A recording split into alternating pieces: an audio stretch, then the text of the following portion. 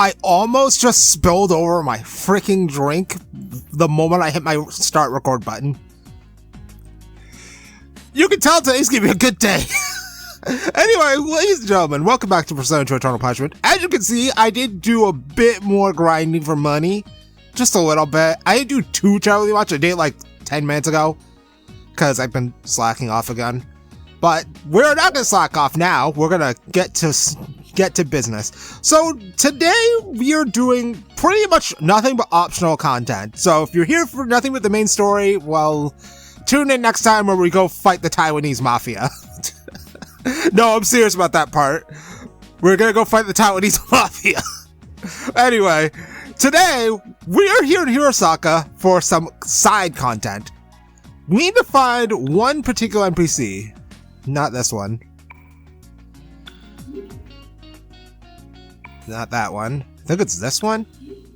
Yep, the pathetic loser. At Kasugayama High School's festival, Teke appeared, but no one believes me. I wonder if someone has proof to back up this. Was Teke wearing a name tag?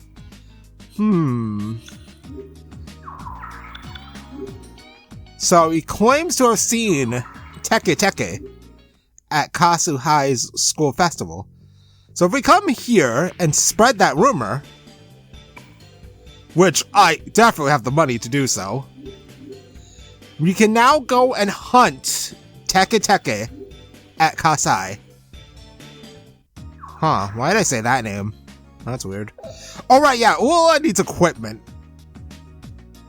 I'll do it later, I don't care right now. We really don't need to worry about Ula's equipment right now, but we are going to go to Kasugayama High, because there are two things we want to do here.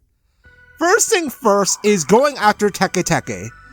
Teke is level 24, so we need to at least be level 23 in order to ward off every other enemy. So, I did grab some disguise kits, which decreases the encounter rate. I'm gonna have to use this then, because it avoids. This is basically just a stone in the form of an item. We still do not have access to Estoma yet, but eventually we will. I want to do this while I still have Light Dragon up. So if we come up to the third floor and run around a little bit, we should eventually, and there's my save state. We should eventually run into Teke. The problem with Teke is it resists all magic. So we kind of just have to hit him until he dies. So what we're going to do is we're going to use a healthy amount of heavy rain spam. Because we made the right choice back at Gold. Also, we can do Thunder Blast because we have two Thunder skills, so I'll do that too. Because we made the right choice at Gold, Maya's initial persona now has a chance to mutate. That still means we have to get the mutation though, which is probably going to take time. Alright, what do you have? Poison Claw. Youch! I'm poisoned immediately. That didn't do that much. Ouch. Also, I gave Ula a lot of Pixie so we can use fusion spells. Alright. Do it again.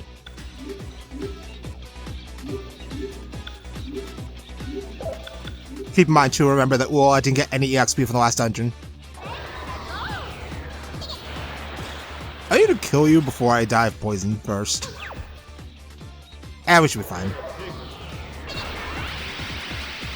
There we go. And since we had Light Dragon up... Oh, did I get it? No, of course not. Stats. We get 1100 EXP and Teke's name tag.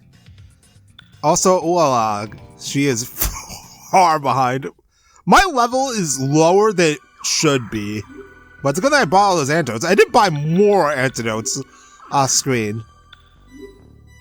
I also did grab a couple of... Where are they? Muscle drinks from the casino. Those are useful because they increase our max HP, which will be useful in the eventual future.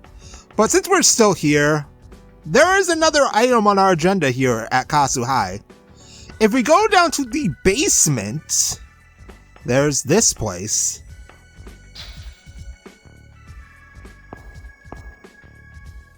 I do feel dangerous aura coming from him. Right now, I think Noriko is more important. Coming from who? I'm gonna kill him. I'm gonna get revenge. Hiroki Sugimoto, a popular punk that goes to Kasugayama High. He walks to the Undie boss in junior high and became a henchman. He secretly plots his revenge. What? Don't talk to me! Please don't go any further. Here, this used to be an air raid shelter. It's called the Haunted Air Raid Shelter. Besides being old and dangerous, they say monsters lurk there. Well, the school's been treated like a haunted house lately. Well, it's old, so it's off limits. To tell you the truth, once you enter here, you can't get out. You need a map or you'll get lost as a conduit. And you want the map? You're still gonna go? Well, you're all grown-ups, but I don't have the map. The last guy who went in lost it. Really? It should be somewhere inside the shelter, but it's not my fault if something happens. I warned you, okay? Yeah, shut up. But, here in the air raid shelter, like how Kasugayama High is a dumping ground for all of the old demons, this place also contains old demons. Parts of it are not available until we advance the story. But we also don't have a map, so we have to find maps as we go. So right now we only have access to Area 1. I'm going to move my cup so I can grab my notes. So from here we want to go... Let me turn the camera. West. There are a lot of damage floors around here, so be very careful. Sachiko's note letter, August 5th. Dear Daddy, right now Sachiko's in the air raid shelter with Mommy. They're saying that more bombs dropping planes are coming. What? Okay. So...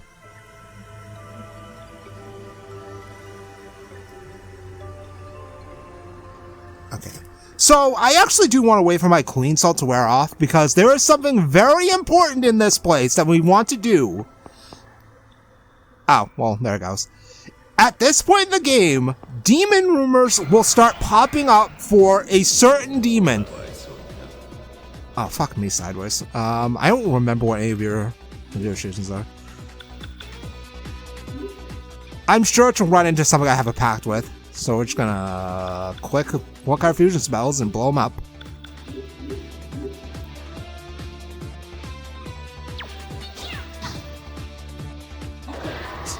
So the thing is, we want to get these rumors because the next dungeon features demon rumors that will help us. Let's get an advantage in the next dungeon. Thunder Blast is a hit-all. That's good to know. I honestly forgot that was a hit-all.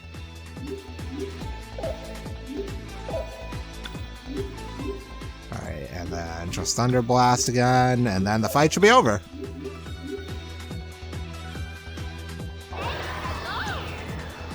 But yeah, we want to get these rumors because the next dungeon, the next story dungeon, I mean, is going to feature rumors that we want to get our hands on.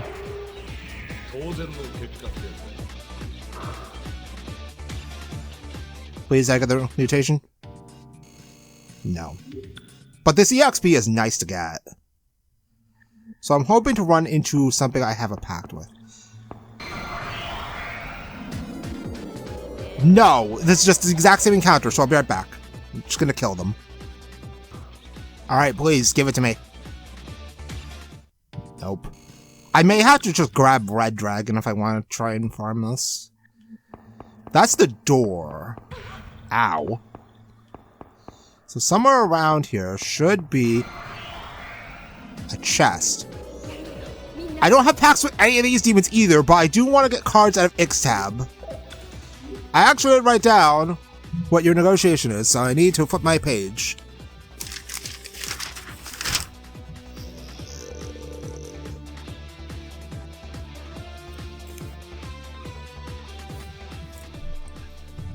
Alright, so it's...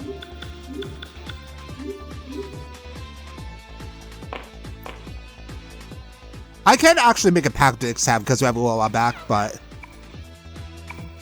Ixtab as a steady boyfriend. Have fun. But I am going to want these death cards for a different later persona. You're not a human. How much should we get? 20 death cards? Wow.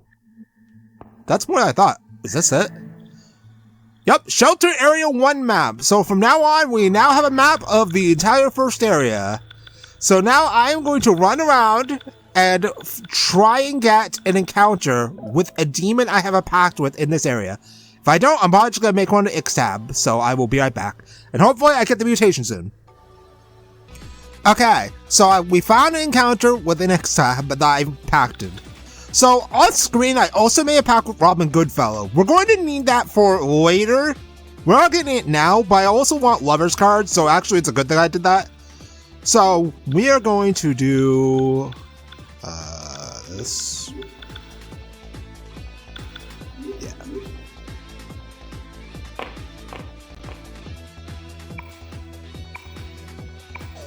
Wait, that's the wrong one. Whoops.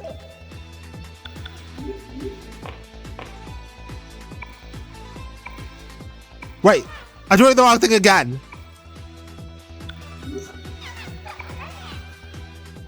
I'm doing the wrong thing again. Give me a second. I have the thing pulled up right now, so I know what I need for.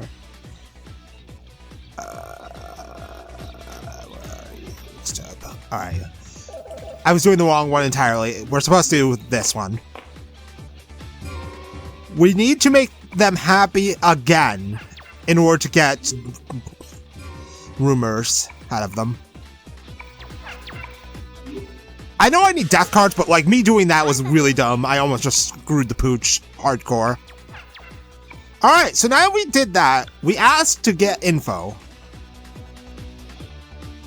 Fuck. Yeah, unfortunately that can also happen. You could just get nothing out of the whole thing. So, I'll be right back. I have to find another demon I have a pact with. Alright, let's try this again. Attempt number 2.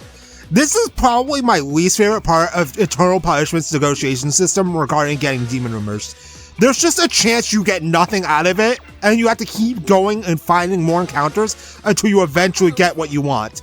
This is going to be a problem later. There is a certain dungeon that has items we want that require us to do multiple demon rumors in order to get them. Oh my god, fuck off, Ixtab. I'll be right back. So, while I was searching for demons, I actually need to get the mutation. So that's funny.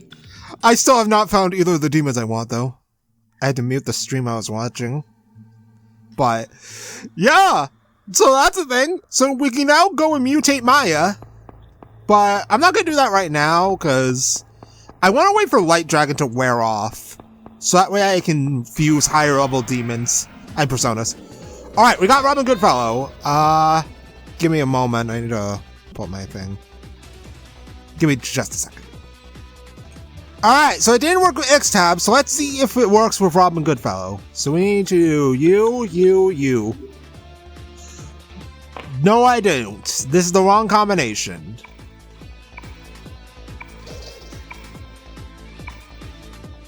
You got attention? Okay, good. It's this order.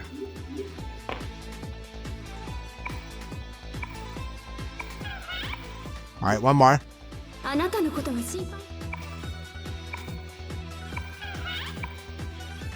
Please? Are you serious?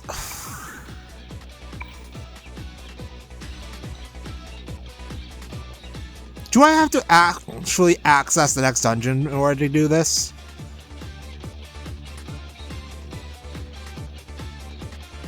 No, there's no way. I know I've gotten this stupid rumor before. Alright, well then, I'm gonna probably keep trying, but I am gonna try and run out my Light Dragon and gather some cards from the demons in here. So I will be back in a while. after I gather some cards and my Light Dragon runs out. So I'll be right back. This is basically all I want to do right now, besides the rumors, before we go do optional stuff. So I'll be back. So I spent an unhealthy amount of time in that damn place. I didn't get a single demon rumor. So, we're probably gonna have to hope and pray and get the ones I want in the next dungeon. But before we go anywhere else, let's turn in that name tag. Wow, this is Teki's name tag. Thank you. Now I'll show them. Here's something to show my thanks. And we got Soma. Now, before we go do the next thing on our list, I'm gonna go heal, but we're also going to go back to the Kismet office to see if our magazines came in. And unfortunately, this means we do have to walk all the way back up here. I'm pretty sure if we go to... Here we are. Wait, is it here? Where's Maya's desk?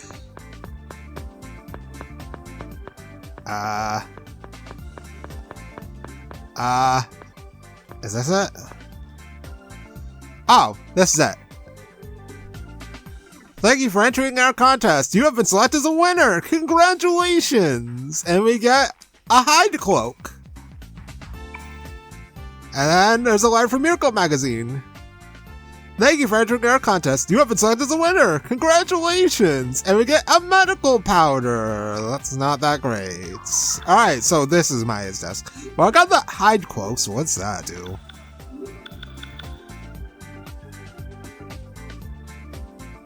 How much is it?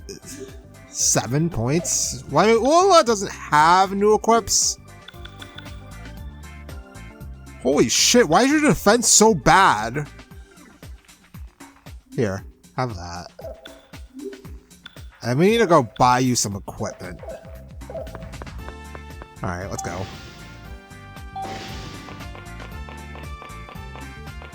So if we go buy more magazines, we can turn those into Tamaki and try the contest again.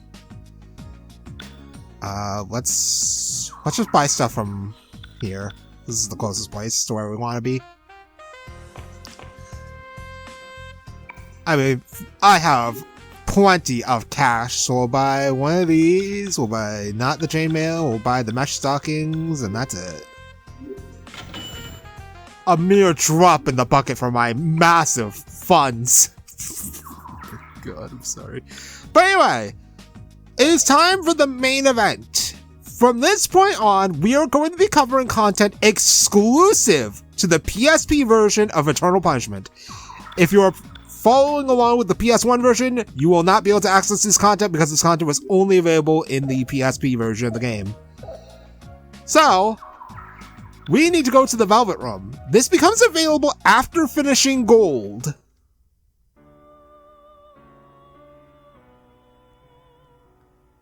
Oh my, I didn't expect you would bring someone's memory shard to a place like this.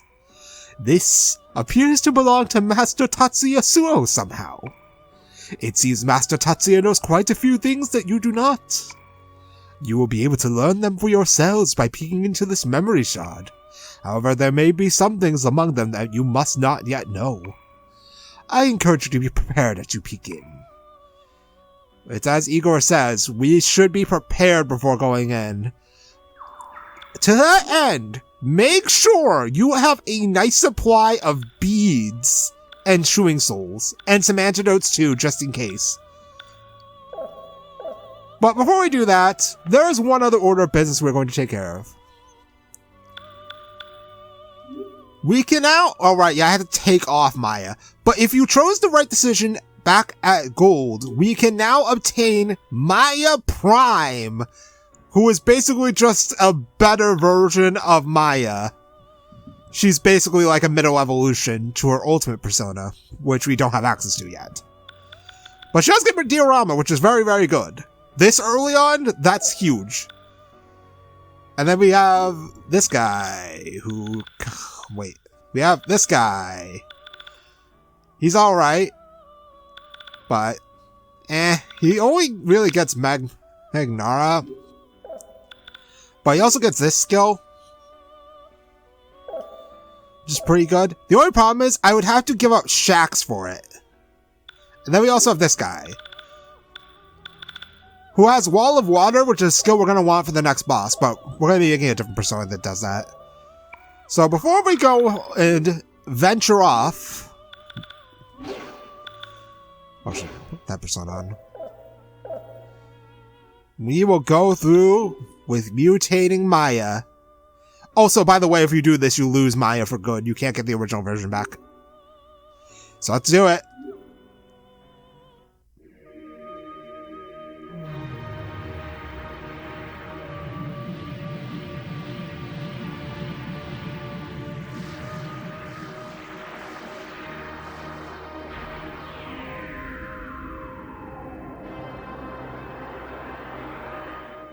My name is Maya, one awakened to true powers.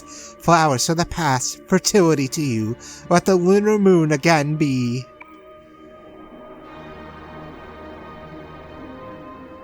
So in the PS1 version, this persona's name is Maya Custom, but... Now that we have Maya Prime, I just want to look at what I can make.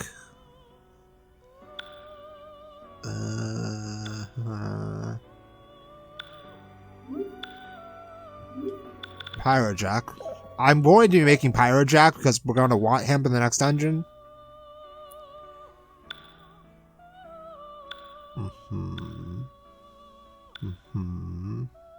Okay.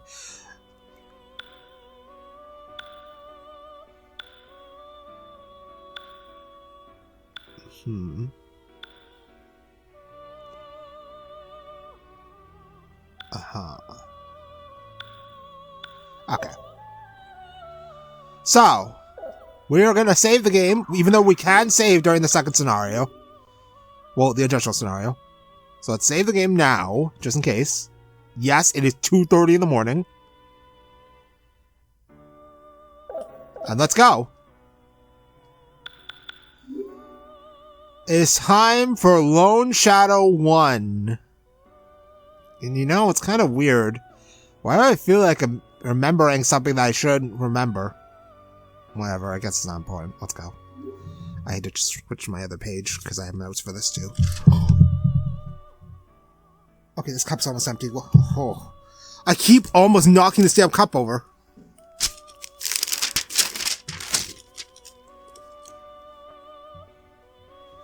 Alright, let's go.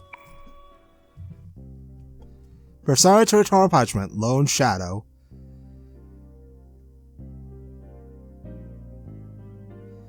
Come on in, Tatsuya-kun. The room over there is open, so feel free to use it.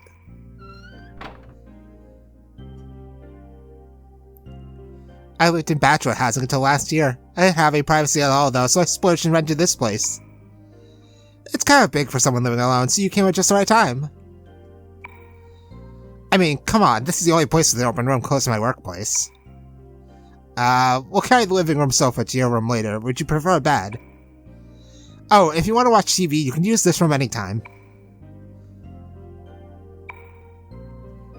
When I invited him into my home, clothes and what few cosmetics I owned were scattered all over. I tried to keep chatting and as bright as possible while I tidied up, but I might have sounded a little shrill and nervous. I don't know if he was being considerate or was embarrassed by the state of my apartment. He loitered by the window, stoic and silent, without looking at the room. Instead, the long shadow that bore down across my forehead told the tale of his mental state, of lost bearings, of rejection, and of loneliness. He meant to vanish somehow, like shadows slipping into darkness with the sunset, doing something all on his own, now and forever. But I wouldn't allow it. I had circumstances that had been on hold for 10 years. That's right, this wasn't just his story, it was both of ours. Yumazaki War Club Zodiac, 13 hours and 37 minutes earlier. At 1:10 a.m.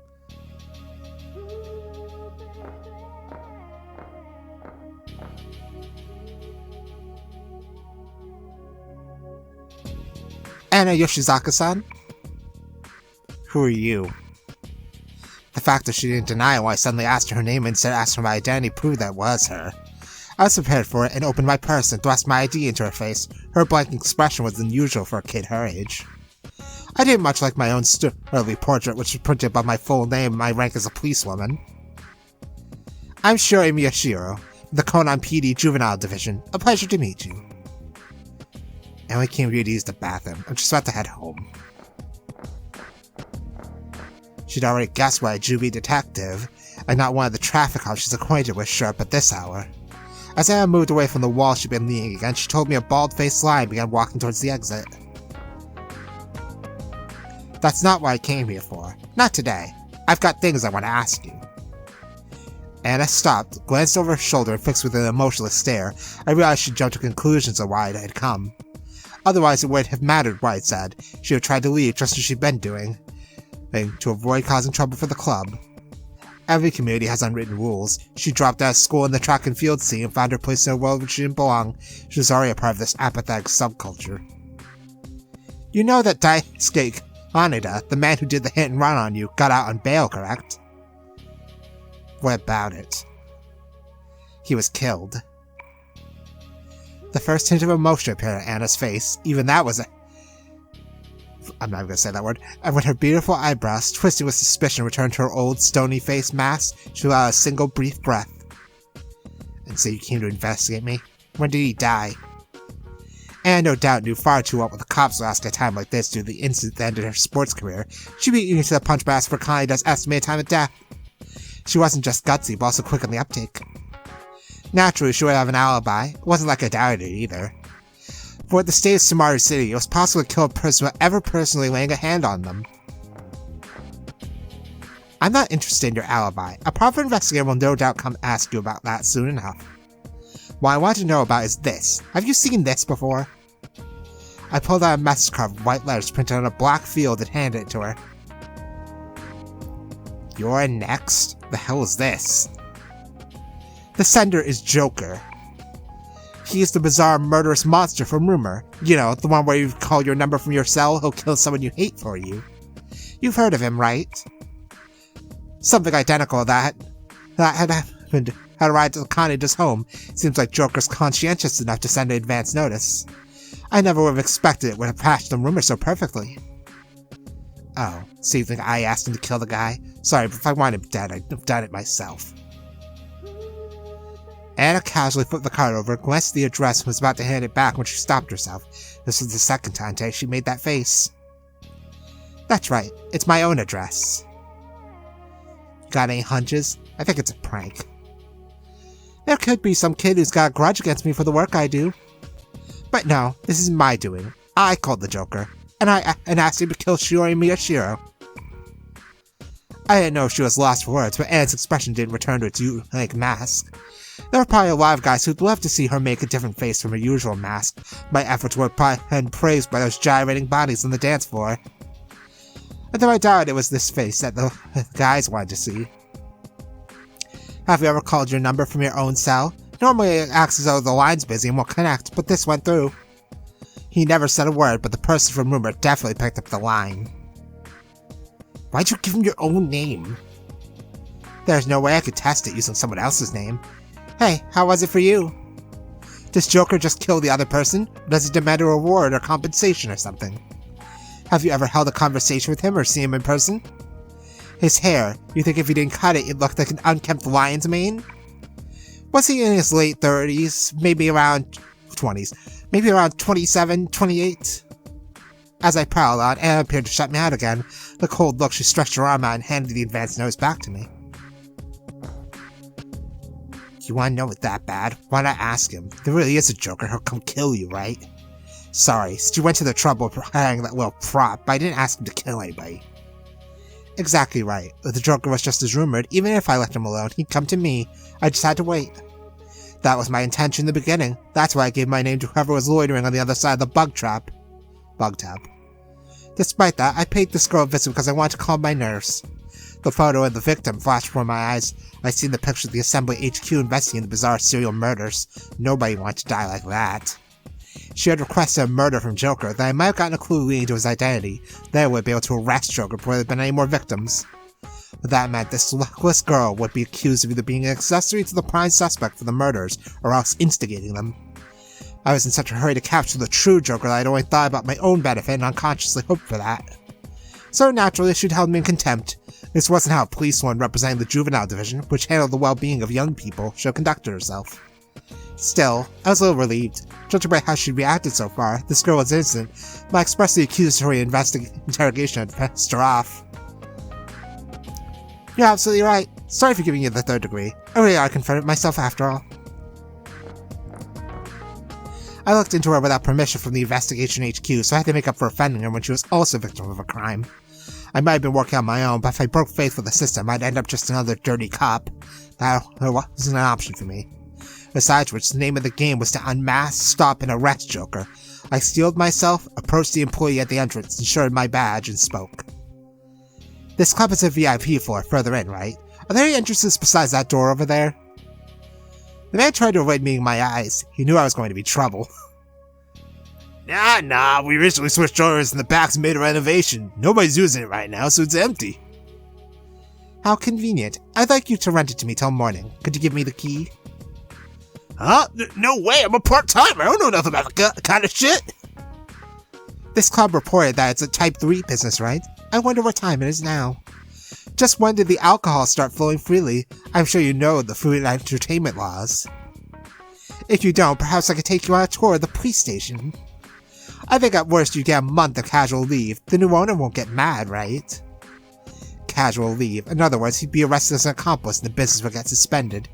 By law, businesses where customers stand and dance must report applying for a license to serve food and drink. But once they get it, they can't do business past midnight. So stupidly honest clubs that close that early aren't popular. They want to do business till dawn, they need to apply as a restaurant that serves liquor late at night. But if they do that, they can't let the customers dance anymore. So-called smart and medium-sized clubs conduct legally great business practices by just looking the other way. I understand. What the hell are you gonna do? Please don't get me in trouble. Thanks. I'm just going to dance till dawn. If I survive, that is. He gave me 2 keys. I handed the man my business card, which had my cell number on it. It was the card I'd given to kids when I was providing guidance to. I'd tell them to call me if they had any problems. Naturally, to prevent misuse, he didn't mention I was a policewoman. Then I politely asked for his cooperation, namely to call me if anyone else tried to enter the VIP floor. I added that if morning comes and nobody leaves, he should also call Sergeant Suo of the Criminal Investigations Division. I empathized that he should not contact any other policemen. I was sure Detective Suo would be shocked if he did not call like I just requested. After all, we never really talked before anyway. Even if he only knew me by name, I knew him well. The hell are you trying to pull? All the victims up till now have been targeted in places where they were alone. If I'm going to head into the back, staying by myself is ideal. There's no exit or entrance besides this one, so if anyone but me leads through here, that means they're Joker. That card from before, it's the real deal. Hurry up and go home. Not all adults are as understanding as I am, so keep your carousing to a minimum. No matter what happens, you mustn't come peek inside. That guy you mentioned earlier, Detective Suo. He'll probably come see you before long. He's heading the investigation on number 501, Joker. When he arrives, explain to him why I asked you tonight, and tell him you don't know anything beyond that. He doesn't think you requested the hit from number 501 either.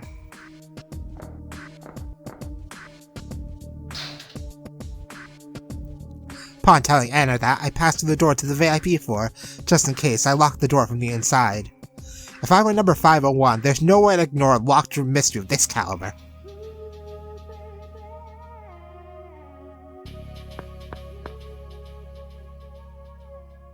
The hallway connected to the secret dance floor changed to a red Chinese-style design. Word in the street that nobody got in without the say-so of a regular. It looked like the rumors that the Taiwanese mafia bought out this club were somehow true. Before, when it came to do guidance for the students of Kasugayama High, Club Zodiac was a cheap place arranged in constellations, as the name implies. While walking through a vulgar red corridor, the sort only the novel who rich could come with like, I pulled out my cell and called a familiar number. After the 5th ring, someone picked up the line. Just like before, the rumor is true. You remember how I asked you to kill Shiori Miyashiro? She's on the VIP floor of Club Zodiac in Yumazaki Ward. That's all I said before I hung up the phone. There's no going back anymore. By the end of the night, I'd know if the rumors were true or not. If I failed, I'd just add another corpse to the pile. Zero household. Garage. At that moment, I remembered everything. I remembered that I was from the other side and everything that happened there. Mayane, Mayazumi-san, Ikichi, Lisa, and June, we swore we'd never forget each other, and then we were torn apart. My friends watched Mayane and me.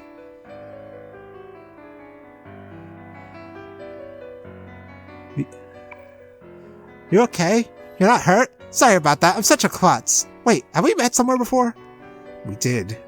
Yes, we did. There's no way I could have forgotten, even if you told me to. Absolutely. Back when we were kids, I was always chasing after you. That's right. Please never stop smiling like that. June and I promised we'd protect your smile. I screwed up. The first time was 10 years ago. The second was in his world. And the third time... Damn it! I got the hell out of there! I had no idea what I should do! That's why I shut myself away within the body of the other me and decided to sleep. If I saw nothing, heard nothing, and felt nothing, then maybe, just maybe the peaceful days everyone had gained would continue uninterrupted. But there was no way he would let that slide. You may flee your sins and hide yourself if you like, but you know what will become of this world, don't you? You marry that slum on the threads of fate. No one can escape the jaws of despair. I'm waiting. In my dream, he left a brand on my right hand, the mark of a sinner possessed by darkness. It dawned on me what was about to happen. People can neither run nor hide from themselves. There was one thing I had to do. If you want my life, I'll give it to you. If you tell me to fall into darkness, I'll do it. But I won't let anyone have their way of Maya, or this world where my friends live. I'm the only one he can do as he pleases with, but I won't go down easy. In exchange for everything I'll burn that scornful, faceless mask and everything else of his to ashes. It's the one only thing I could do to atone. Suddenly the cell phone rang. It wasn't my brother's. His calls were always blocked without me having to do anything. Looks like this me got along with my brother about as well as I do with mine. The caller ID said was from Anna Yoshizaka. I knew that me on this side hung out with Yoshizaka, but I'm not really him. Can't respond to her like he would. It rang 10, 20, 30 times before I gave up and took the call. Nothing else as long as I was temporarily borrowing this body. I figured it'd be better to tell Yoshizaka I can't stay in touch. Tatsuya, you're not hurt, are you? No. Phew, I thought something happened. I knew that Yoshizaka had been waiting all night for me on this side to show up at Club Zodiac. But she didn't blame me for ditching her or ignoring the phone, she just expressed her relief. The only person she'd talk like this to is the other me. On the other side, I also have close relationships, just like he and Yoshizaka have here. My chest hurt. Tatsuya, you said your brother was a cop, right? Earlier this weird cop chick came and holed herself up in the VIP room. Seems like she called Joker and told him to kill her. She asked Nakamura-san to give her brother a ring in the morning if she didn't come out. You don't want to see your brother, right? We're gonna go check up on her in a bit, but it'd be better if you didn't come tonight. That's all. The other me had probably never broken a promise. Yoshizaka still believed I would come, so she went out of her way to call so I wouldn't run afoul of my brother on this side. But the bigger shock was hearing her say Joker's name. On the other side, Maya and the rest of us fought against Yoshizaka, who become one of Joker's minions. Don't, Yoshizaka. Don't you dare go in. I'll go. Get out of there right now. Don't get anywhere near Joker. Yoshizaka? Okay. If that's what you say, I'll do it, Tatsuya. Me on this side called Yoshizaka by her first name. I didn't have time to correct myself, though. Joker might have already been close by. I was concerned about the woman dropping my brother's name, too. On the other side, my best friend Jun Kurosu put on the Joker mask after he screwed with his memories. But Jun kept his final promise. He should have lost his memories to the other side, and now be living peacefully on this side as Jun Kashihara. Someone who wasn't Jun had become this side's Joker and is committing serial murders as his pawn. Marking the end and a new beginning. I vividly recalled the last line of the Oracle of Maya, which had served as the trigger to destruction on the other side. The same thing that happened on the other side was happening here. The distortion that he had set over 10 years ago had extended over 2 worlds.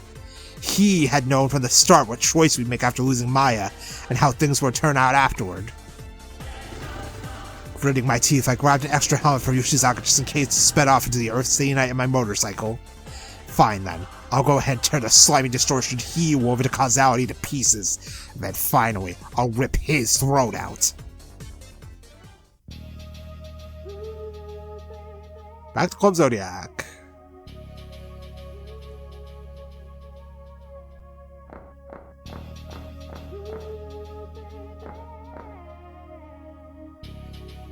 Tatsuya. When I reached the club, Yoshizaka's spine came running up with a slight limp, a reminder of a hit and run. Why are you still here, Yoshizaka? Sorry, but...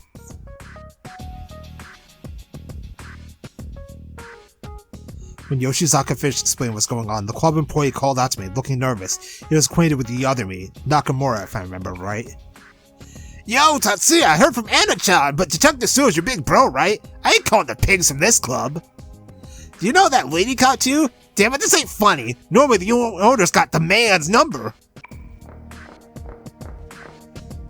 Nakamura-san, lend me the key to the back. I know you've got a spare. I'll talk to her. Talk? Hell no, she said to ring it in if anyone tried going in after her. She's a cop, dude, a cop! You don't have to call.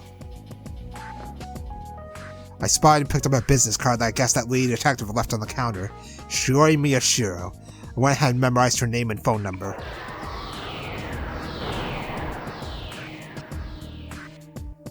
The next instant, the card burned up in my hand and turned to ashes. Oh, was that some kind of magic trick? Nakamura yelped in surprise. Even Yoshizaka's expression hardly ever changed wide in her eyes. Still, they wouldn't be able to see the arm of my persona, Apollo. The key. When I held up my hand, Nakamura got the key out of the case and handed it over, trembling with fear. The only spare I got right now is the key for that door. You know, there's another door deeper in, right? Forgot the key for that one, the staff room. While I nodded, I grabbed the wooden sword that was crammed in the umbrella stand behind this counter. Given what kind of club this was, the rare brawl would break out between customers. The other me knew Nakamura had prepared for self-defense, meaning I knew too. Hey, you couldn't be Joker! You couldn't be, right? When I looked up at him, Nakamura shrank away. Don't go spreading weird rumors. If it's the same as the other side, that'll cause problems. Other side? The hell are you talking about? You're freaking me out, man! I paid Nakamura no more mind, but when I tried to head for the VIP floor, Yoshizaka blocked my way. You've been acting weird lately. Are you really Tatsuya? Women really are sharp. She was half right, half wrong. Then it was natural for her to have suspicions. The other me would have dealt with them better. He'd even joked around with her before, tried to get Yoshizaka to laugh with some lame impression. Not like me. You mean like a motorcycle? It was extremely unlikely to get Yoshizaka to move until she got an acceptable answer. Nothing for it, I decided to tell her the truth. I'm me. Do I look like anyone else to you? On the other side, I had a scar on my back, carved there by Pseudo 10 years ago. The other me wouldn't have it. Or shouldn't. I was borrowing the body of that me. She wouldn't know about any scar on my back as long as I didn't strip. This side branched off by erasing the fact that me, Maya, Kichi, Lisa, and June met 10 years ago. Me and Maya never got attacked by Pseudo either. But lately, ever since I started to take control of it, scars have started appearing on this body too. It's an omen that the other side is in the process of encroaching on this side. Without replying, Yoshizaka bored her eyes into mine. She was tall for a woman, but I still had a head on her. She couldn't tell there was a different Tatsuya on the inside. Could she? Weren't you going to do as I said? Go home already, Yoshizaka, before things get any worse. Yoshizaka averted her eyes. Is someone really gonna kill her? I said some awful shit to her. I didn't know what she said to her, but Yoshizaka didn't need to worry about this. The other woman should have taken responsibility. She was the one who caused this mess. Don't worry, Yoshizaka. I won't let her get killed. That's why I came here. Hey, what do you intend to do, Tatsuya?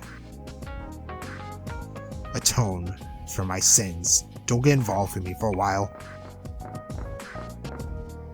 With that said, I slipped past Yoshizaka. Anytime I got involved with someone else, it brought me pain without fail.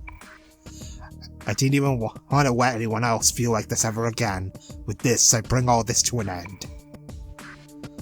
Alright, ladies and gentlemen, welcome back to the Tatsuya Show! You know, it's weird. It suddenly feels like I remember a lot of stuff. But anyway, Tatsuya Suo here is the same level he was at the end of our Innocent Sin playthrough. The only problem is that his persona is now reset to rank 1. Apollo will be whatever rank it was at the end of the Tatsuya Sudo fight back at the Aerospace Museum. He is still the same persona, and if you did transfer, you will still have the resistance to dark that you would have gotten if you beat Shadow Tatsuya using Apollo. Apollo is still the same persona he was before, except, he's reset back to rank 1. Well, technically right now he's rank 3, but his SP cost is significantly reduced compared to how it was in Innocent Sin. Also, yeah, level 96 with insane stats, so, we also cannot change personas or our equips. And our items are shared from what Maya's party has, so that's why we wanted to have beads and chewing souls. We also have our 1 protection Magatama, which is pretty nice, and we have our cards, which we can't use. Oh, I forgot to turn in all the cards I got from the casino. I'll do that later. But we can also save the game during the scenario, and we can quit if we want to. If we save during the additional scenario, it is classified as you get a nice red save file. But yeah, without further ado, we can actually talk to these NPCs. Now also, I wonder what kind of person she is. I think she rolls in the bad crowd.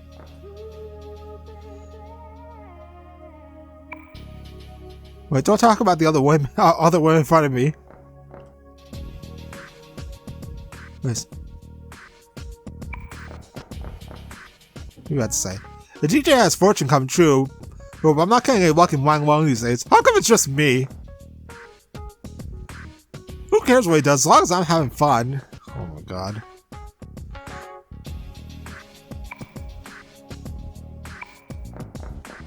Alright, the last guy. The way you entered the back row, she was such a babe. The kind that's way too classy for a place like this. Why did she come here? You think maybe she divorced her middle-aged husband and came here to drink away her sorrow? Meaning if I hit on her now, chances are high I'd strike out? Oh my god. Alright, let's get this show on the road.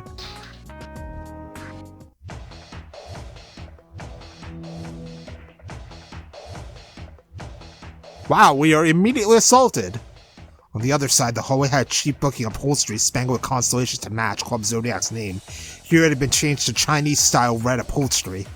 Nakamura said the proprietor had changed. Wonder if they were trying to set up a Chinese restaurant in the interior. And a few winged monsters they'd never seen before dropped down from the hallway ceiling. They were not altogether hornets, nor crabs, nor ants, nor vampire bats, but creatures unpleasantly, horrifically eerie. If I wasn't awake to my persona, just looking upon them might have driven me mad and sent me screaming from the room. That's how big of a punch they packed. They snapped back their wings with a whip-like crack, and a malicious buzz started emanating from their abdomens, which were swollen like a hornet's. They had mouths and what looked like their heads, but it seemed like their voices came from below. Couldn't quite pronounce it correctly myself, but I heard noises like Biaki, or Bai-ake, and La-La-Haster. Anyway, they were probably his bright idea. This means there would probably be demons past this point. You're telling me to do a warm-up, huh? Sorry, but I'm not gonna waste my time swatting flies. Get out here, now! When I grumbled that to him, who was watching from somewhere, they made that grattling la-la noise from their abdomen simultaneously, then flew with incredible vigor towards the narrow hallway at me. We already know who he's referring to when he means him. Nyarlathotep. So, Tatsuya! We can only have him, so this means that our options for combat are very limited. We want to get Apollo's rank up as high as we can during this section, because this is not going to be the last time we play with Tatsuya solo. These enemies, Biaki, only appear, as far as I know, in this game and Persona 5 Royal.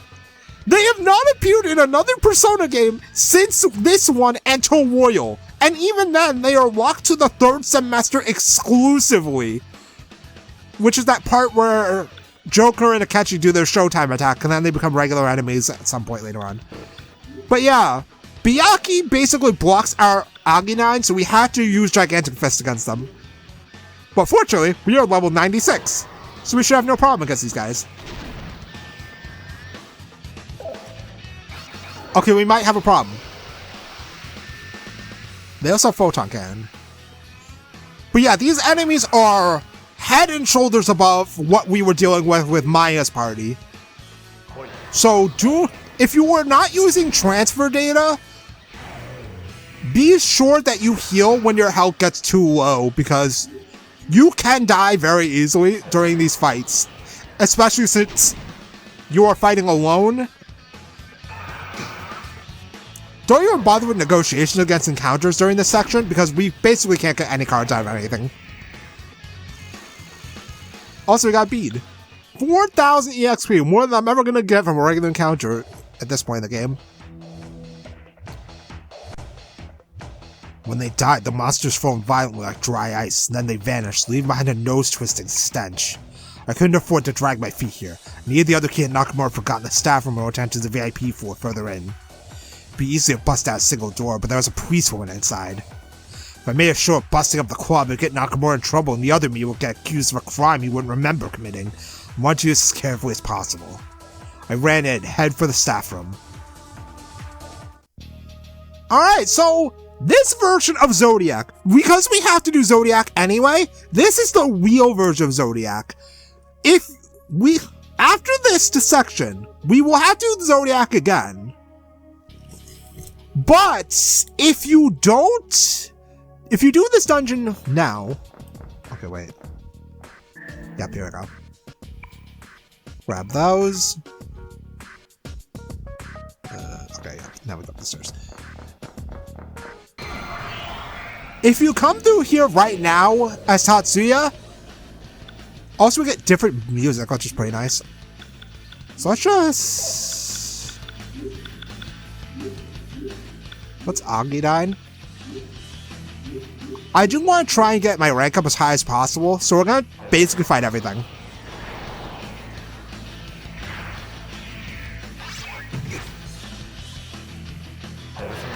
But yeah, just be sure to keep yourself topped off as needed, and kill everything. I do want to try and reach rank 8 before the end of this.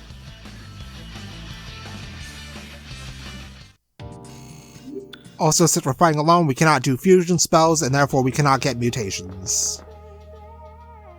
And there are also damage fours here. So anyway, as I was saying, if we come through here with Tatsuya, then when we come through here as with Maya's party, 10 beads, that's wild. All the chests will be gone because Tatsuya will have already looted them.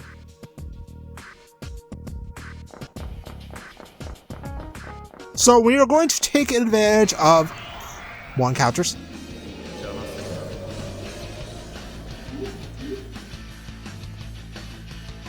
Alright, please tell me I killed him.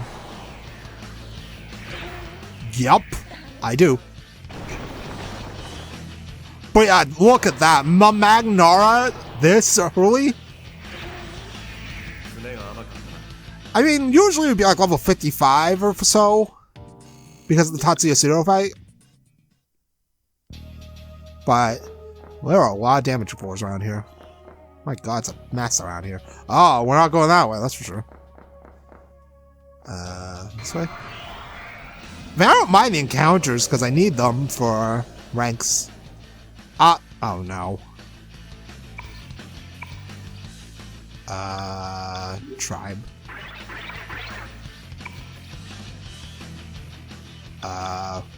Really? There's hair on other parts.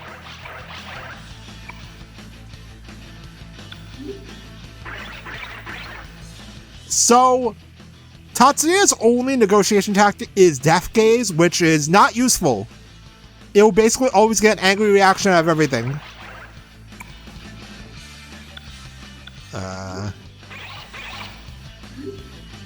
Yo, it'd be hilarious. Oh, nope, I'm getting... Yep. He's getting a free head off on me. That would have been hilarious if I could actually get cards out of that. But, no, of course not. I mean, it's nice to use Apollo after so long. Yikes! Holy shit! Even with 999 HP, this is still a dangerous part of the game. I won't lie. So, yeah, we were gonna take advantage of my items. We just got 10 beads, so I'm definitely using them. Alright, we can't go this way. They're very much shoehorning us in one direction. Alright, let's see. Okay, I'm pretty sure we're gonna have to fuck me again. Zabos. Always pick on the start path. Someone's alive. Give me another question.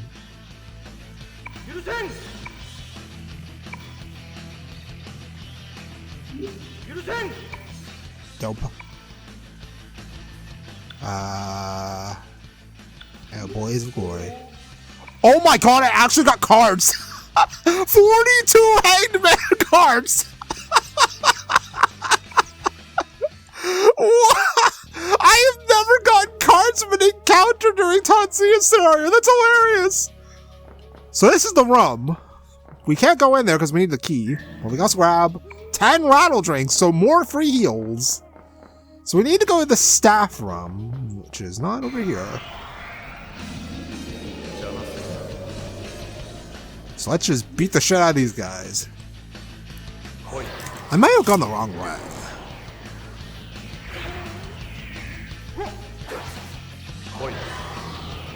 Yeah, I did go the wrong way.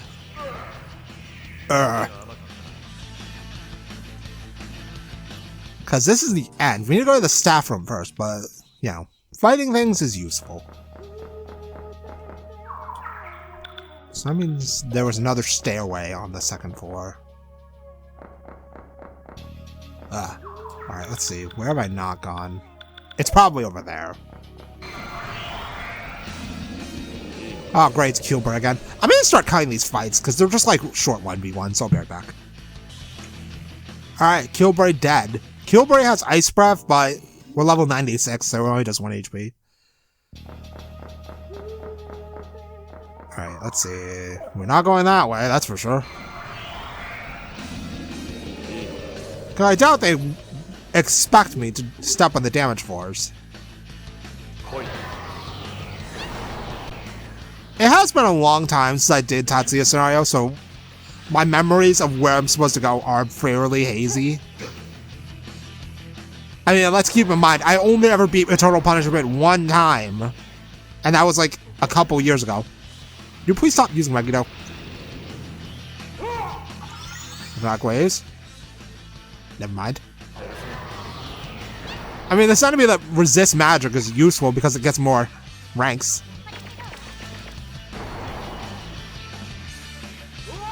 Twin Slash. Bruh, I have 999 HP. Wow, this is taking way longer than I thought it was going to. Okay, that's actually bad. Never mind. I love how Fizz does more damage than any magic attack the enemy can throw at me. Like, look at that. 1 HP. And Zabos is not going to survive the next attack. This, kids, is why we bought Chewing Souls. Because I'm definitely gonna need these damn things. Because we're not leveling up anytime this is century.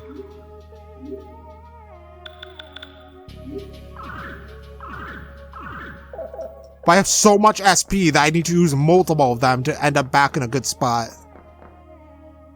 Alright, so what's down here? It's just an item, so I do have to go to the damage floors.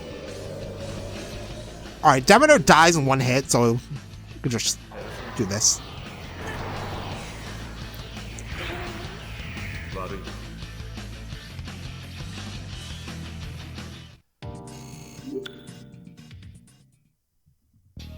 Alright, what is this? 2 Chewing Souls! So I guess we're walking on the damage tiles.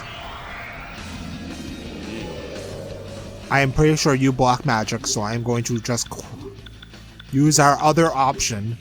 I mean, we have Dekaja and Freyla now, but why do that when we can just fist you? What are you again? Willem. Oh yeah, okay, definitely Fister.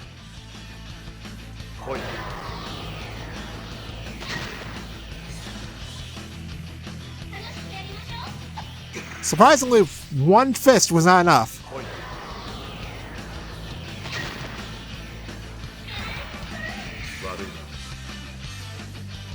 There. Successfully fisted. God. Alright, let's see. Let's just go around the other way first. Why do I have a bad feeling about this fight? Do I have an item that I can use to get out of here? Yes, I do. I'm using it. Because if I remember correctly, these enemies have Hua. Yeah, Picolis has Hua. So, yeah, no, I'm out of here.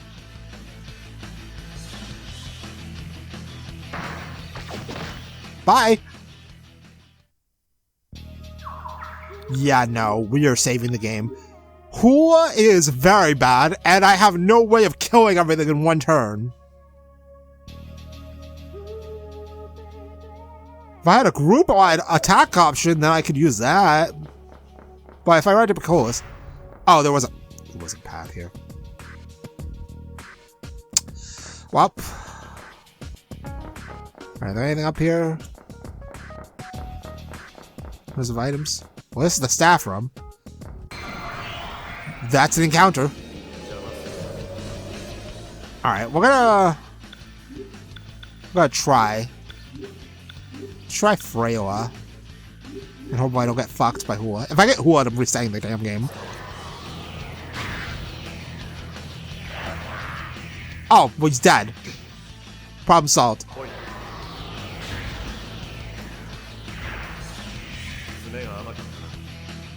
Alright, good. We don't have to worry about Hua for now. Alright, so. In this room, it's a fight. So get ready.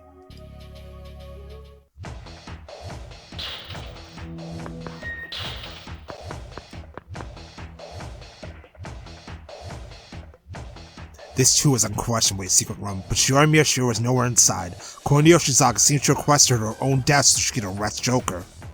Normally, a single detective wouldn't go that far. I'm also concerned that she forbade contact with any police officer besides my brother. There must have been something else going on. Could it have been that there's some connection between the police and Joker?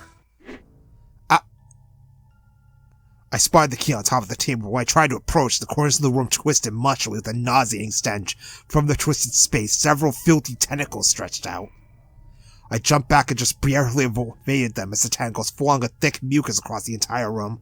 Smoke rose violently from the walls. This thing's limbs were melting them. Something was trying to rip through dimensions using the tentacles stretched to the walls as a foothold and force its way to this side. The walls crawled and sawed my flesh. I'd never seen this thing until now either. It seemed the demons on this side were more grotesque and worse taste than the ones I'd seen on the other side.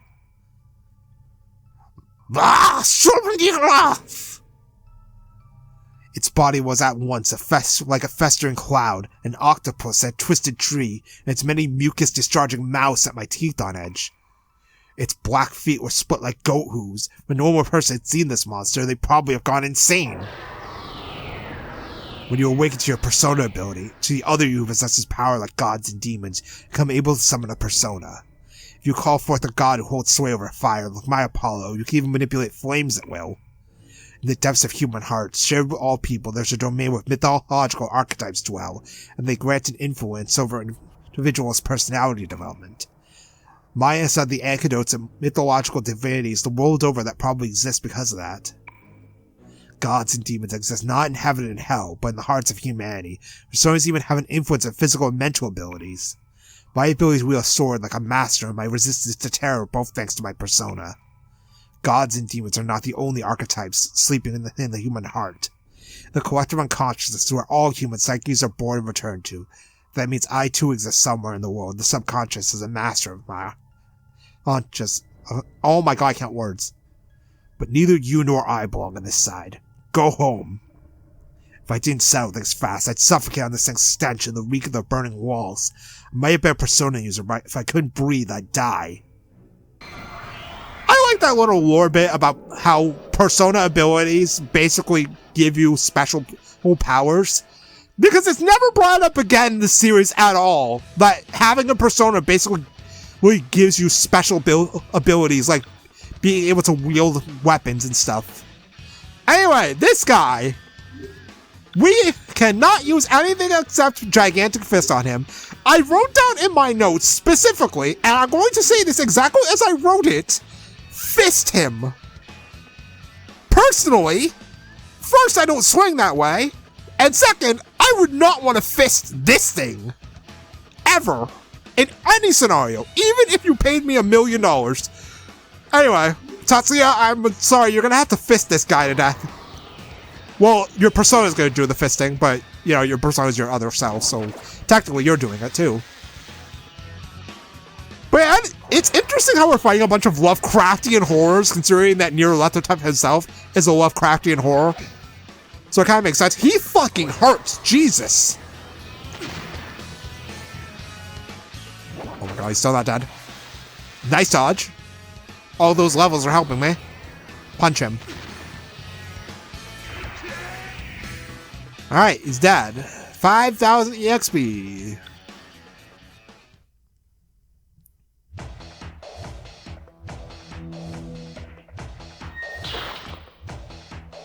The second I managed to kick that pseudo-go out of this world, I grabbed the VIP 4 key and leapt out of that stinking room. When Nakamura saw the stain inside, he'd scream. Tried my best to be careful, though. I hoped he wouldn't blame the other me afterwards. Well, I mean, how is he going to blame you for... You know what, I'm not going to think about it. Let's just get out of here. So that's basically it. All we need to do now is go to the boss. But on the way, I'm going to fight everything in order to get my rank up. So I'm going to cut back to the staff room, the VIP room, and I'm going to grind to rank 8, so I will be back in like a while.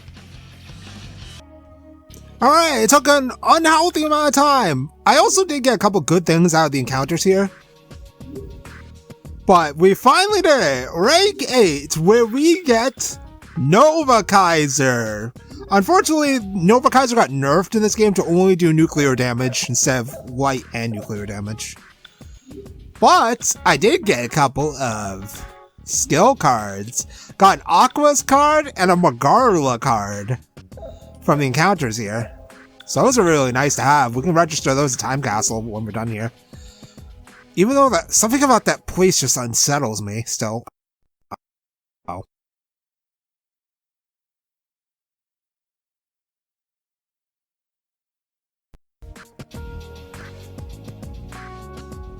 Alright.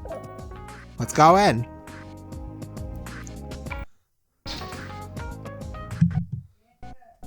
Give me just a moment. Alright, sorry about that. Now, back to our regular scheduled program. This dream again. I was so sick of it. But it's all because lately I've been doing research number 501. I have to go hang off work. I haven't slept well at all. When I leaned my back on the wall next to the VIP 4 entrance, started lucid dreaming while upright. A golden butterfly danced in a round room that was encircled by pillars. Its flight pattern was even frailer than usual, but I knew what was about to happen. The butterfly was just going to turn into a masked person asking my name, like always. My kid brother had bugged me into playing this weird game, and ever since I've had this dream over and over again. Persona game. Sure enough, the butterfly vanished and the masked person took its place. There is something unusual, though. Their androgynous voice was hard to hear, and their body had gone dim and see-through. Now that I thought about it, the space between the pillars was redder and hazier than usual, too. It doesn't matter how many times you ask, I won't tell you. Besides, nobody ever believed me when I told the truth anyway. I had seen him, the man who dismembered my little brother. What I wanted to know was the butterfly person's name. You want to know mine? Tell me yours first. No, now that I was an adult, it was different. What I wanted to know was whether the rumor was true or not. The rumor that Joker is Tatsuya Sudo. The monstrous serial killer from 10 years ago who was never caught. Becoming a policewoman let me figure out the culprit was Tatsuya Sudo, son of Tatsuzo Sudo, the incumbent Minister of Foreign Affairs. I had no proof, though. In which case, I just had to prove the culprit from back then and Joker were one and the same, just as the rumor said, then figure out where he was. It had taken me 10 years to get to this point. My dream and my memories had gotten all mixed up. Just as I heard the door unlock and the knob turn, I drew my P230 JP from my backside holster, pulled back the hammer, discharged, engaged the manual safety. The trigger would be lighter this way than if I just released the safety and shot using double action. Ever since the Investigation Bureau for number 501 was formed, the order for all officers to be armed had been officially given to the Juvenile Division, a cooperating jurisdiction. The entrance opened quietly, and a tall shadow entered the dim dance floor, backdropped by lighting. He carried a cylindrical weapon turned over in his hand, looked like a sword, which matched the weapon wounds of number 501's victims according to the forensics investigations. "This is the police! Throw down your weapon!" My voice sounded hoarse as I yelled that, aiming at the shadow's head from the side. I could have used a hot green tea. Sure, Mayashiro, right? "I have my gun aimed at your head. Throw down your weapon!" The shadow barely moved, as if he were a statue, but I didn't know if he was prepared for this. He immediately released his lethal weapon. I kicked it away from where it fell on the floor, and then shot at him again with my gun still trained on him. "You're under arrest for being in violation of the Swords and Firearms Control Law. Hands behind your head and drop to your knees." He placed his hands on the back of his head and obediently dropped to his knees. I couldn't let my guard down, though. By the way, I can't see shit right now! His victims weren't just cut down. There were some who it seemed like they were eaten alive. Who knew what kind of deadly weapon he had hidden on him? If he showed even the slightest sign of resisting, I intended to gut him down without hesitation. Japanese police officers can't do shooting practice beyond 36 bullets worth a year, or it's difficult for us to hit a moving target. Not to mention, there was no way you could stop homicidal maniacs and junkies with a single .32 caliber bullet.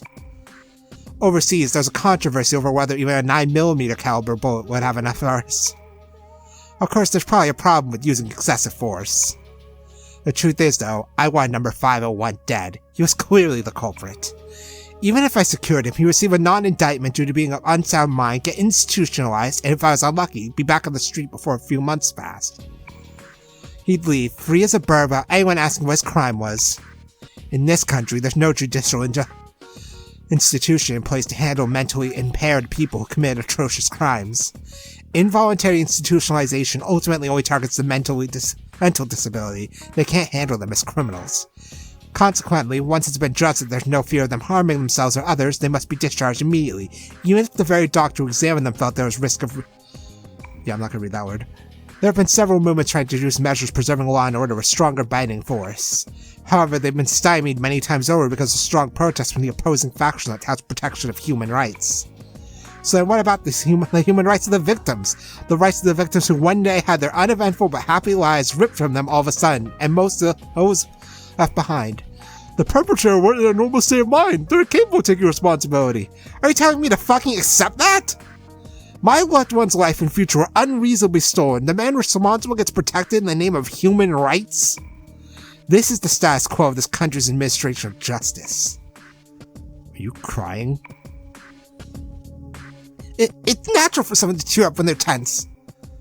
You could see the corners of my eyes in this dim light. Whatever, it wasn't his damn business. Also, that's a wooden sword. The shadow dried his chin at the weapon on the floor. I glanced out without turning my head and confirmed it was true. The hallway light stepping in from the door illuminated a wooden sword. Couldn't charge it with a violation of the Swords and Firearms Control Law. Can I get up now? No! You may have still committed unlawful assembly with deadly weapons. What's your name? Tatsuya Suo. Tatsuya Suo? I turned out the hall lights with the remote in my other hand, and then looked at the shadow's face. While there was intensity in it, this was definitely a young man. I guess he was about 17, 18 years old. He looked like Sergeant Suo. Was he former Detective Suo's child? What was he doing here? Was he Joker? I was confused. Do you have any ID? I think there's a driver's license in my wallet. I ride a motorbike to school, and I doubt it's unregistered. He talked about himself like he was somebody else. What a weird kid. Where's your wallet? My back pants pocket. Stand up slowly, place your hands on the wall, and spread your legs.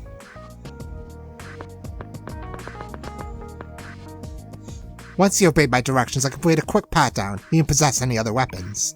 Inside his wallet, there was a normal motorbike license, the so-called mid-license.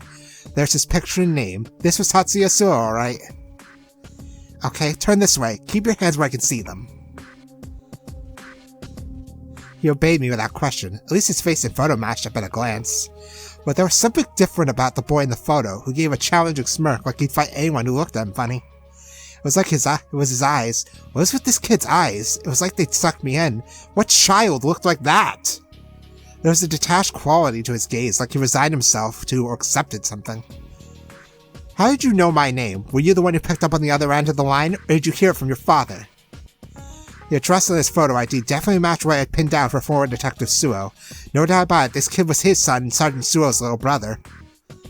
My dad? No, I saw your business card downstairs. He was probably surprised I knew his father, given his puzzled expression. I see. Did the people from the club ask you to chase me out, and did you come to kill me?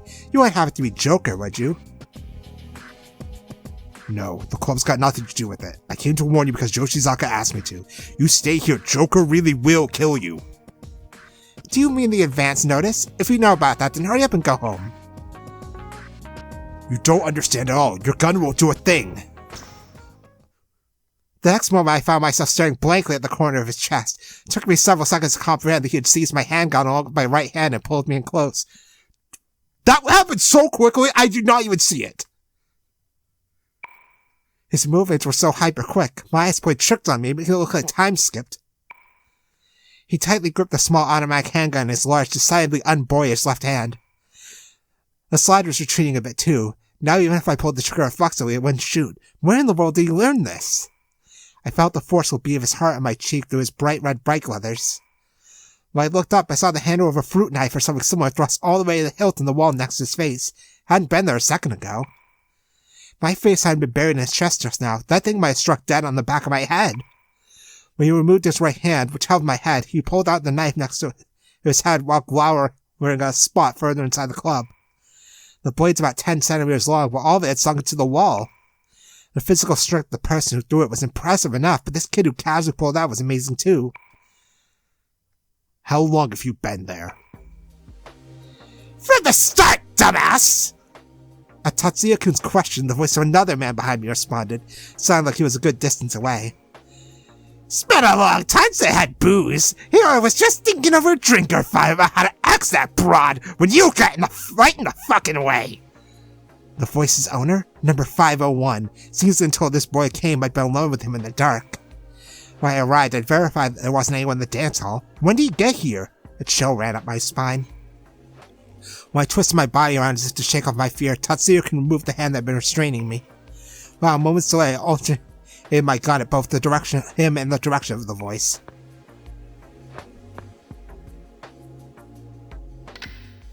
Neither of you move. Throw down your weapons. Tatsuya-kun didn't so much as glance at me. I too kept my aim fixated on the man further in. 10 years had gone by, but he looked exactly the same. This was without doubt the man. The boy who stood next to Takuya's cruelly mangled corpse, his unforgettable, crazed smile. I knew he was number 501, Tatsuya Sudo. I finally found you.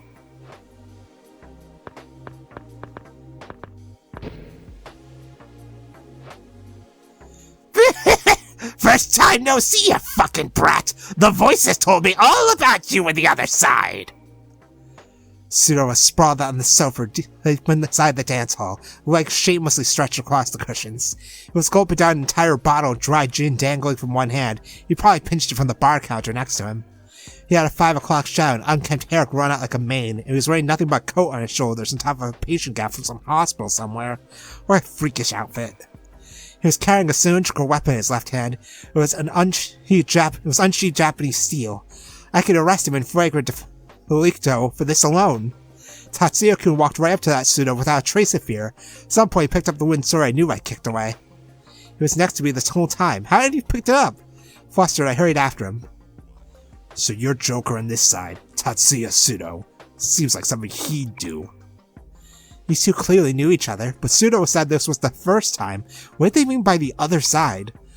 Who did they mean by he? Was it supposed to be Tatsuya Pseudo, the subject of all those unsavory rumors? I'm a stand-in, you know! A stand-in! Just so the real one graces me with his awakening! The real Joker ain't me! You know all the best of all the winter! Yeah, June isn't a filthy murderer like you. You're Tatsuya Pseudo. You can't just take Joker's place. Yeah, true. He ain't got an ugly mug like me. Thanks to the tip, you fucking brat. Why needs a mask? Joker's mask. Pseudo uttered a vulgar snicker and gulped down the rest of the bottle. The booze that spilled out of his mouth traced back down his throat and wrenched the blood-stained hospital gown. The one gracing him. Joker's stand-in. What in the world did they know that I didn't? Pseudo, it's not too late. You could still start over. Don't listen to his voice any longer. Start over? I don't know what the hell you're talking about, but even 10 years ago, this piece of shit killed a whole lot of people. You can't bring the dead back to life. The detective shouldn't say anything like that, but right then all I could do was scream it out. It didn't matter if it heard turn over a new leaf. It still wouldn't bring Takuya back. Tatsuya-kun glanced back at me with a slightly shocked expression. You know that thermodynamics first law thing? It's all heat and energy. There's only so much to go around, and you can't change what you got. All you got. Get it? There's a fixed volume of energy in the universe. It's all got a different form. That's how it is. This fate shit's just the same. You got one guy who gets to be all happy, so another guy's gonna be unhappy to make up for it. Like the meals you eat, right? You throw away what you can't polish off, right? In return, some asshole starts to dust somewhere in the world. Ah, I get it now. The voices are amazing. Voices! That broad kid's brother, he was your stand-in. My stand-in? That day you little shit changed your fate right off with your tails tucked. He got axed by me in your stead. You get it? Tatsuya can watch my face with wide eyes while listening to his story. I couldn't take my eyes off him either. Takuya was this boy's replacement? Incoming phone call! I got an order to kill Maya Amano! The moment Pseudo said that, a shadow that looked like a crimson figure flared up from Tatsuya-kun's body and assaulted Pseudo. A black figure seethed out from Pseudo's body, too. The two men all of a sudden were locked in mortal combat. Over Tatsuya-kun and Pseudo's heads, the shadows clashed in the same form.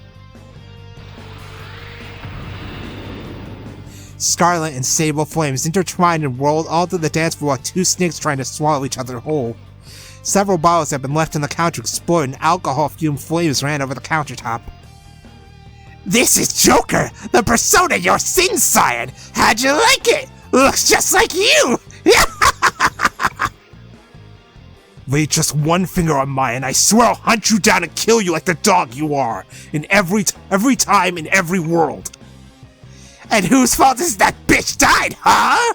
Whose fault is it the other side got blown to hell? Shut up! You killed them all! I almost feel sorry for him! Take a good hard look at my persona's happy fucking face! Loser! Murderer!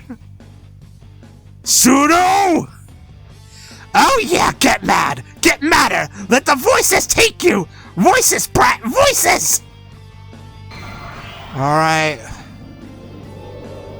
So, we have our 1v1 with Tatsuya Pseudo. He is level 50, I think. No, level 65. That's even worse. Drunk Tatsuya Pseudo. Apparently being drunk makes you stronger. But, if you have Nova Kaiser, you should just abuse that. Use it every turn. If you don't have Nova Kaiser, you can always use Frailer or Gigantic Fist against him. Agidine will not help you here. So, let's start spamming.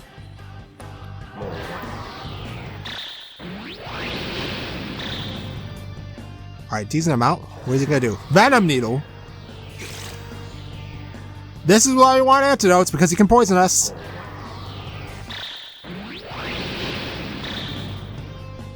Alright, good.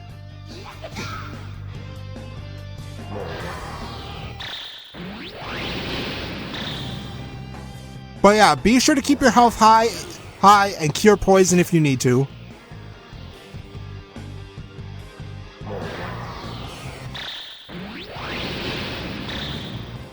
But yeah, the main thing is the fact that Joker, duh. Now, if I remember correctly, in this fight, he does use a certain... Uh-oh! Oh, never mind. I'm actually going to heal right now, just in case. I'm pretty sure he uses a certain skill that he never uses otherwise. Since he can't use Old Maid on you, since you only have one party member. Yep, Joker! This is the very spell that you would use if you were infected with the Old Maid. But since we only have one party member, he can't infect someone with the Old Maid. He's almost dead anyway. Alright, finish him off. One last Nova Kaiser.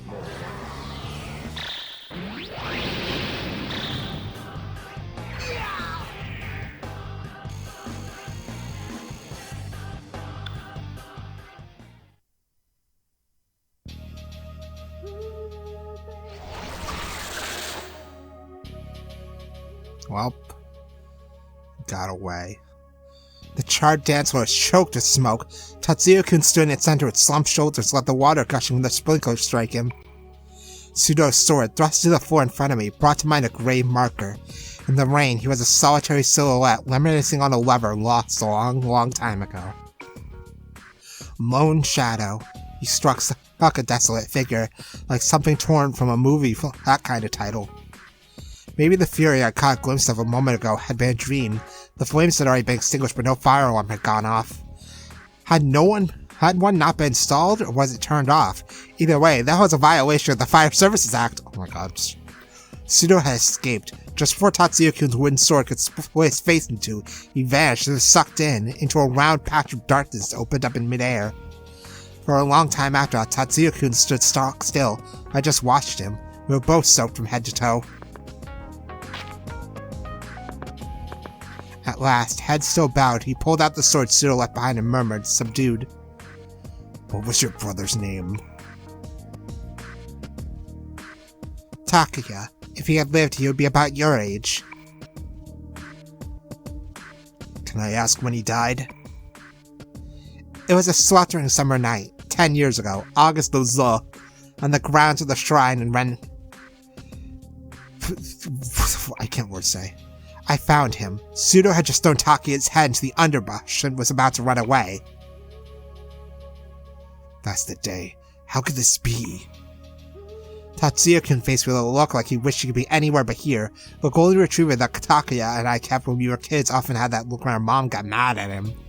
But this kid could never be someone's pet dog. He was more like a wounded lion who'd removed himself from the pride.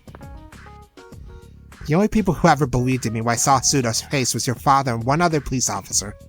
Your father promised me he'd arrest Pseudo. 3 days after that, your father was discharged for accepting bribes.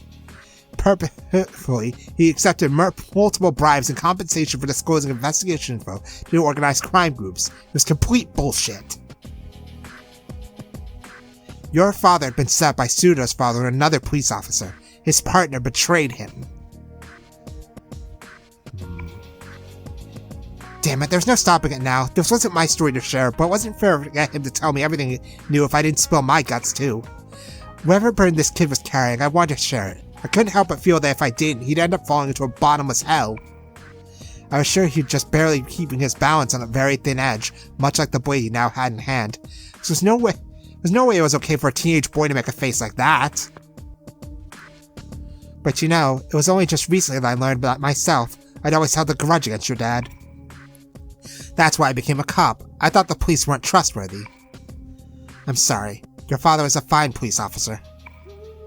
He took responsibility for a crime he didn't commit to protect you, your brother, me, and his backstabbing friend from Pseudo. It must have killed him inside. Oh. I might have just made things worse. I didn't have the silver key to open the door yet shut tight. I wagered the only one who did was Maya Amano, but whether with a wire or whatever, I wanted to meddle anyway and pick that lock open. I'm so sorry. Pseudo said was true. It's my fault your little brother died. At that point, I still had no concept whatsoever of the conscious size or palpable weight of the sins he shouldered. To be continued.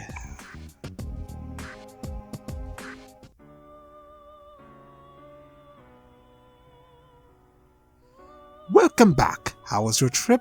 Perhaps you've come to understand Master Tatsuya Suo's suffering a hair more. I will keep the memory shard in my care, so in the event you would like to review it, please let me know. Well then, that was certainly a story. But we still have to go there ourselves. We have business at Club Zodiac. We have to go rescue Noriko from the Taiwanese Mafia. No, I'm not even joking you. That is actually what we have to go do. So let's go heal first. Because I get to do a lot of Persona stuff off screen. Oh boy. So, I have to go make a bunch of Personas.